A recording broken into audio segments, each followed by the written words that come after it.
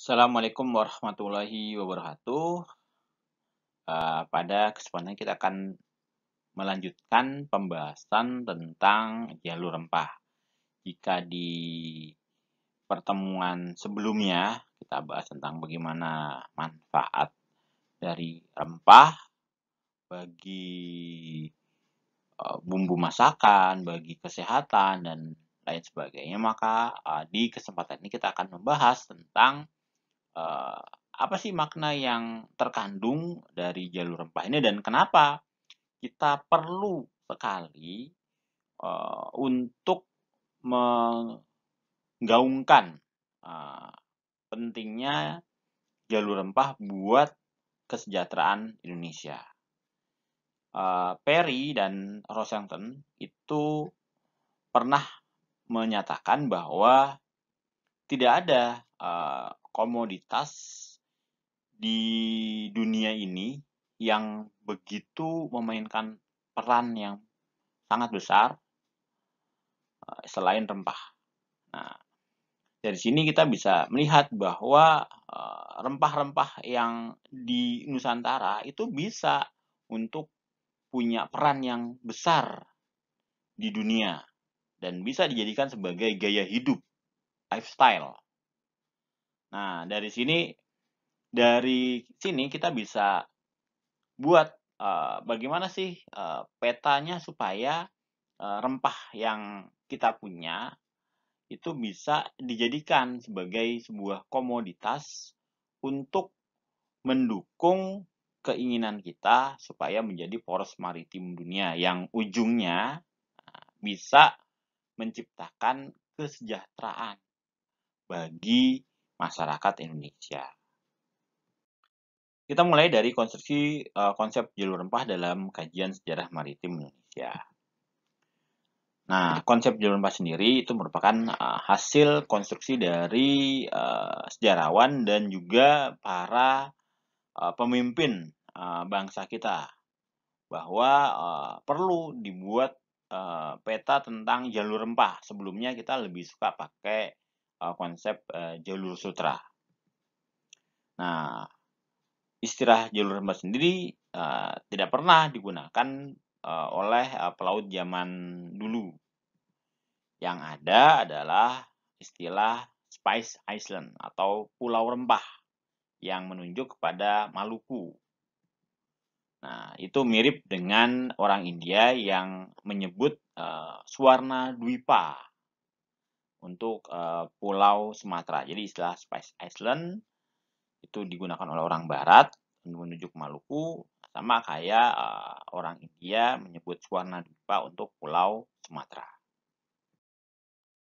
Nah, dalam bahasa Yunani kuno, itu ada istilah Ceres, yang artinya Land of Silk atau Negeri Sutra.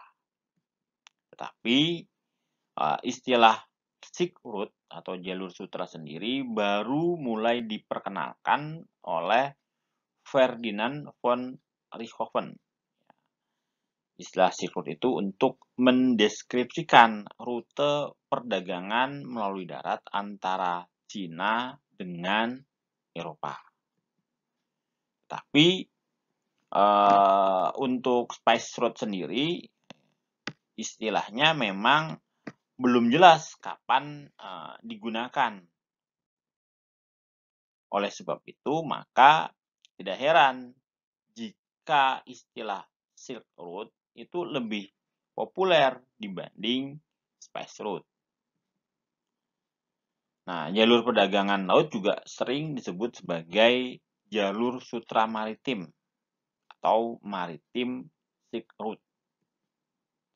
Nah, sudah barang tentu ini merupakan simptom. Simptom itu gejala atau tanda bahwa cara berpikir dan perspektif kita dalam melihat masa lampau itu masih didominasi oleh elemen-elemen bangsa asing. Jadi tidak bangga dengan punyanya kita. Kita punya rempah, tapi kita lebih suka pakai istilah jalur sutra dibanding jalur rempah. Nah, dari sini kita mulai mencoba membangun bahwa Indonesia punya rempah dan ada jalur rempah.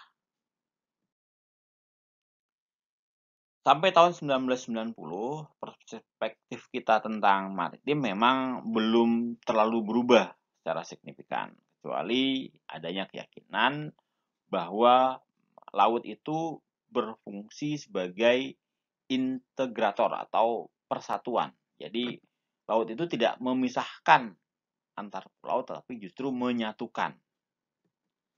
Nah, hal ini menunjukkan bahwa kita belum bisa memanfaatkan kejayaan sejarah maritim untuk kepentingan masa kini dan masa depan. Padahal kan kita adalah negeri yang dikelilingi oleh lautan.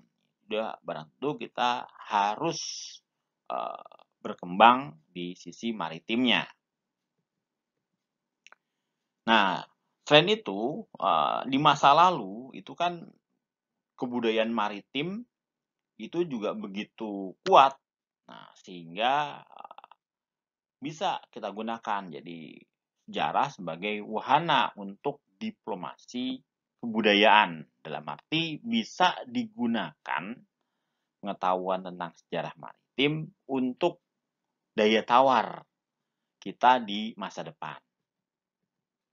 Nah, sebagai bukti, RRC itu mengkonstruksi jalur sutra. Nah, jadi buat Cina namanya jalur sutra itu pasti konotasinya ke Cina. Nah, hal itu kemudian menjadi alasan bagi Cina untuk melakukan ekspansi atas dasar sejarah.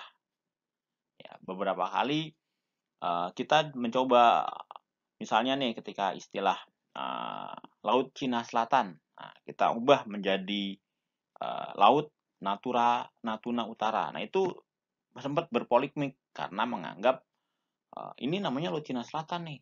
Padahal kita yang punya wilayahnya, tapi kita mau ubah jadi Laut Natuna, itu nggak bisa, nggak boleh sama Cina. Nah, itu kan bentuk bahwa RRC mencoba mengkonstruksi masa lalunya untuk kepentingan mereka. Nah, akibatnya kalau hal ini dibiarkan, itu akan semakin menunjukkan bahwa negara-negara berkembang hanya bisa ikut pada negara-negara maju. Nah, kita sudah barang tentu tidak ingin hanya menjadi negara yang mengikuti saja, membebek saja terhadap negara-negara maju. Sejak akhir 1980-an, pemerintah dan sejarah Indonesia banyak mengikuti irama yang ditabuh oleh UNESCO dengan payung tentang jalur sutra yang dilancung sejak tahun 1988. Hal ini terbukti dengan banyaknya seminar-seminar yang menggambarkan bahwa di Nusantara itu juga termasuk bagian dari jalur sutra, seperti di Tuban, Demak, Pasai, Banten, Sunda Kelapa, Cirebon, Ternate. Nah, itu menggambarkan bagaimana wilayah Indonesia itu dianggap sebagai bagian dari jalur sutra. Adapun buku-buku yang jadi hasil dari diskusi tersebut diantaranya adalah tentang Cirebon sebagai bandar jalur sutra, kemudian juga Ternate sebagai bandar jalur sutra, dan juga diskusi ilmiah bandar jalur sutra. Di sini sampai di sini masih terlihat bahwa jalur sutra masih mendominasi. Nah, dengan demikian konsep jalur sutra semakin kuat digunakan oleh sejarawan dan dunia pendidikan untuk menggambarkan jalur perdagangan maritim di Indonesia. Padahal kan jalur sutra berkonotasi dengan Cina atau RRC. Nah, jalur sutra kemudian menguasai cara berpikir orang-orang Indonesia bahwa perdagangan maritim itu ya jalur sutra. Nah, sementara untuk rempah sebagai komoditas utama atau the most wanted commodity itu ternyata diabaikan begitu saja, tidak dianggap. Nah, perspektif tentang jalur sutra ini terus masih berlangsung sampai dekade awal abad ke-21. Jadi dari 2000 sampai 2010 lah. Nah, setelah dekade kedua ya di atas 2010 sampai sekarang itu perspektif tentang jalur sutra mulai dapat tantangan serius dari sejarawan dan pejabat-pejabat di Indonesia bahwa ada jalur rempah. Nah, jadi kita baru memulai untuk mempopulerkan istilah jalur rempah. Berikutnya kita akan bahas tentang faktor sentimen eksternal yang menyebabkan kita perlu mengembangkan jalur sutra. Seperti yang kita ketahui bahwa di tahun 2013 Presiden RRC Xi Jinping itu melaunching program obor atau sabuk ekonomi jalur sutra abad ke-21. Nah,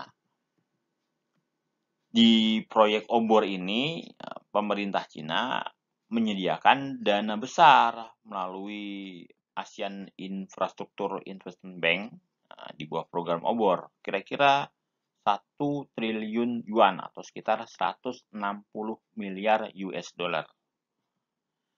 Nah, kemudian di tahun 2016 nama obor kemudian diganti dengan istilah yang lebih halus, yaitu Belt and Road Initiative. Tapi sebenarnya konsepnya ya sama, jalur sutra modern. Nah, Cina mengklaim bahwa obor atau BRI ini mencakup 65 negara dan jumlah penduduknya sekitar 4,4 miliar orang atau sekitar 40% dari pendapatan global di seluruh dunia. Jadi kalau Cina berhasil mensukseskan program jalur sutra modern, maka mereka menguasai pangsa pasar sebesar 40%. Dari sini kita bisa mulai mempertanyakan tentang proyek obor atau jalur sutra modern dan kaitannya dengan simbol-simbol sejarah di masa lampau. Apakah bisa kejayaan masa lampau dijadikan sebagai kekuatan untuk menggerakkan kemajuan masa kini dan masa mendatang? Apakah bisa kejayaan masa lampau digunakan untuk mengklaim dan membuat posisi kita di masa kini? Itu kan digunakan oleh RRC. Nah, dalam konteks itu, program obor dapat dipandang sebagai justifikasi historis RRC untuk melakukan ekspansi sebagai negara adidaya. Nah, sementara kejayaan Indonesia sebagai pemilik jalur rempah itu dirampas oleh RRC dan diganti dengan maritim Silk Route atau jalur maritim sutra. Nah, perampasan ini kenapa bisa terjadi? Karena kita belum peduli terhadap potensi warisan sejarah kita untuk kemajuan bangsa. Jadi sebenarnya sejarah itu bisa digunakan untuk memajukan kesejahteraan bangsa kita, membuat bangsa kita menjadi maju seperti Cina. Nah, permasalahannya kita belum mengkonstruksi jalur rempah untuk menjadi media diplomasi kebudayaan kita, sehingga kita bisa tidak dapat manfaat dari jalur rempah. Nah, Wikipedia menulis bahwa jalur Sutra merupakan rute yang berhubungan melalui Asia Selatan, Asia Tengah, baik laut darat maupun laut untuk hubungan antara Cina di sebelah timur dengan Kekaisaran Romawi di sebelah barat. Itu menunjukkan bahwa adanya jalur perdagangan antara Cina dengan Romawi. Dan hal itu sudah diakui oleh UNESCO yang mengakui adanya konektivitas antara Cina dan Laut Tengah melalui istilah yang disebut dengan jalur sutra maritim dan jalur sutra darat. Pertanyaannya, apakah benar komoditi sutra itu menjadi komoditas utama dalam jalur perniagaan maritim? Nah, pelabelan jalur sutra ini mengandung klaim bahwa sutra lah yang menjadi komoditi utama dari adanya dua jalur perdagangan tadi, jalur sutra maritim dan jalur sutra darat. Apakah benar seperti itu? Padahal sesungguhnya rempahlah yang menjadi komoditi utama, bukan sutra. Adapun sutra itu lebih sebagai alat tukar untuk memperoleh rempah. Nah, rempahlah yang menjadi penggerak utama muncul dan berkembangnya jalur perdagangan maritim antara dunia barat dan dunia timur yang berpusat di Nusantara. Jadi, dengan adanya rempah, maka perdagangan dunia menjadi aktif. Nah, rempah Nusantara itu selain lebih berkualitas, juga harganya lebih murah. Contohnya adalah harga lada di India itu lebih mahal, lebih murah harga lada di Indonesia, di Banten, dan kualitasnya juga lebih tinggi. Berikutnya kita akan bahas tentang konsentrasi sejarah dan konstruksi konsep jalur sutra yang digaungkan oleh RRC dan bagaimana tanggapan kita sebagai pemilik jalur rempah. Klaim pelepasan RC atas jalur rempah melalui proyek obor atau BRI kemudian membangkitkan reaksi sejarawan, pemerhati sejarah maritim, kemudian lembaga budaya untuk bisa merebut kembali simbol sejarah yang telah dirampas oleh RRC. Nah, upaya merebut jalur rempah tersebut itu sudah dilakukan begitu Cina mendeklar proyek obor. Kita langsung berpikir, wah ini harus ada tandingannya nih, jalur rempah sebagai tandingan dari jalur sutra. Nah, salah satu tonggak awalnya adalah diselenggarakannya BWCF atau Borobudur Writers and Cultural Festival ya, yang di tahun 2013 bertemakan arus balik memori rempah dan bahari Nusantara antara kolonial dan postkolonial. Hasil seminarnya diterbitkan dalam bentuk buku oleh penerbit Ombak yang berjudul Arus Balik tadi. Nah, penyelenggaranya adalah Samana Foundation. BCF sendiri itu dimulai dari tahun 2012, tapi masih belum menyinggung tentang jalur rempah.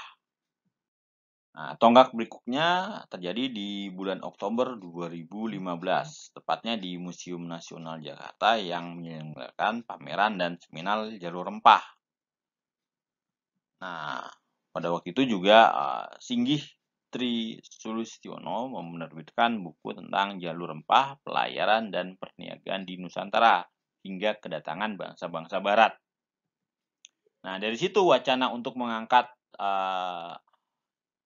jalur sutra menjadi jalur rempah mulai muncul dan menjadi wacana publik. Dan sampai sekarang itu masih dicoba diwacanakan. Harapannya nanti di tahun 2024 istilah jalur rempah bisa diakui oleh UNESCO. Sehingga harapannya nanti bisa mendatangkan kemakmuran bagi bangsa Indonesia. Oke, sekian dulu yang bisa saya sampaikan dalam kesempatan ini. Kurang lebihnya mohon maaf. Wassalamualaikum warahmatullahi wabarakatuh.